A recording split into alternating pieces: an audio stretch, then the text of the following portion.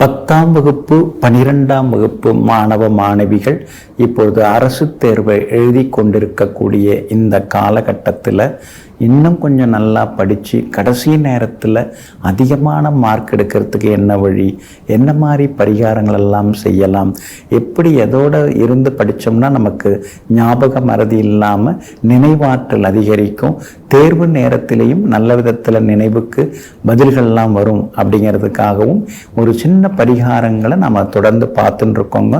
நேற்றைய தினத்தில் மேஷராசியிலிருந்து கன்னிராசியில் இருக்கக்கூடிய மாணவ மாணவிகள் அதிக மதிப்பெண்கள் பெறுவதற்கு என்ன வழிங்கிற மாதிரி சில பரிகாரங்களை எல்லாம் சொன்னாங்க. இன்றைய தினம் துளாராசிக்காரங்களுக்கு என்ன பரிகாரம் பண்ணலாம் அப்படின்னு பார்ப்போம்.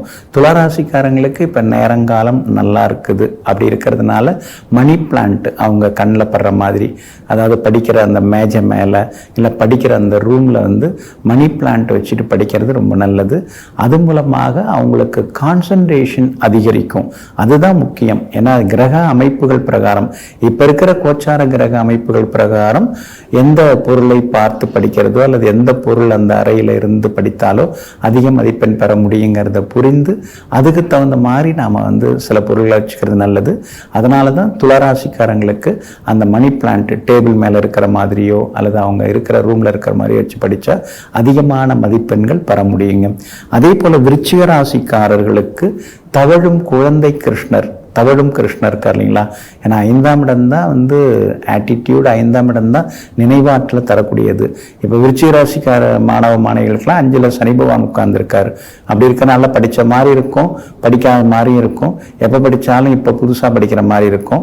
அதனால் நினைவாற்றல் கொஞ்சம் குறைவாக இருக்குது. அந்த நினைவாற்றல் அதிகமாகிறதுக்கு தவழும் கிருஷ்ணர் அந்த ஃபோட்டோ அல்லது சின்ன சிலை அதை டேபிள் மேலே வச்சுட்டு படிக்கிறது இன்னும் கொஞ்சம் அவங்களுக்கு அதிகமான நினைவாற்றலை உண்டாக்கும்.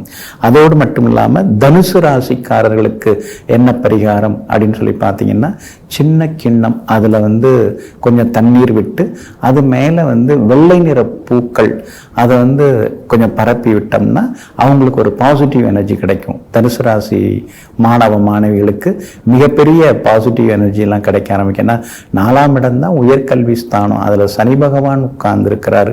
அப்படி இருக்கிறதோட மட்டும் இல்லாமல் அந்த சனி பகவானுடைய வீச்சு அதிகமாகவும் இருக்குது.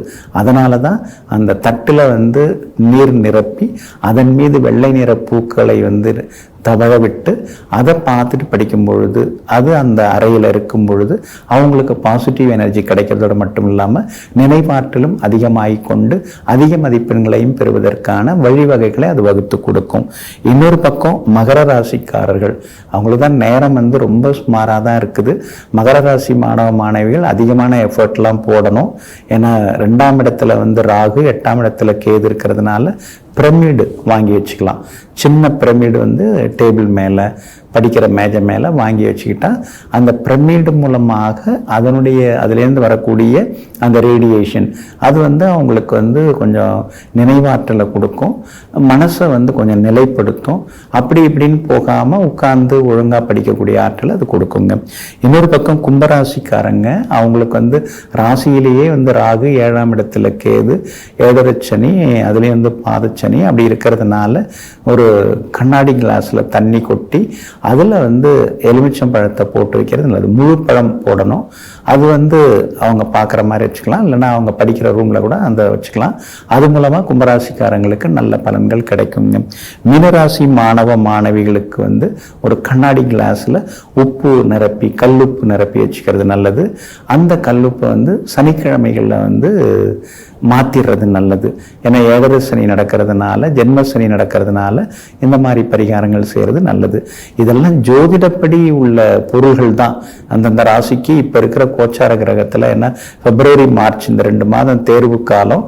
இந்த தேர்வு காலத்தில் கோச்சார கிரகங்களால் பாதிப்பு வராமல் அவங்க படித்து முன்னேறி அதிகமான நினைவாற்றல், நல்ல கேள்விகளுக்கு நல்ல விடைகளை தந்து தேர்வு நேரத்தில் அதிகமான செயல்படுறதுக்காக அதிகமான அந்த நினைவாற்றல் கிடைச்சி தேர்வு நேரத்தில் சரளமாக பதில்கள் எழுதி அவங்க முன்னேறத்துக்கு என்ன வழி அப்படிங்கிறதுக்கான பரிகாரங்கள் நம்ம சொல்லியிருக்கிறோம். அதை உங்கள் பிள்ளைகளுடைய அந்த படிப்பறையில் அல்லது மேஜையில் இந்த மாதிரி பொருள்களை வைத்து கொடுங்க. அவங்களுக்கு நிச்சயமாக அதிகப்படியான மதிப்பெண்கள் பெறதுக்கான வழிவகைகள் நிச்சயமாக கிடைக்குங்க.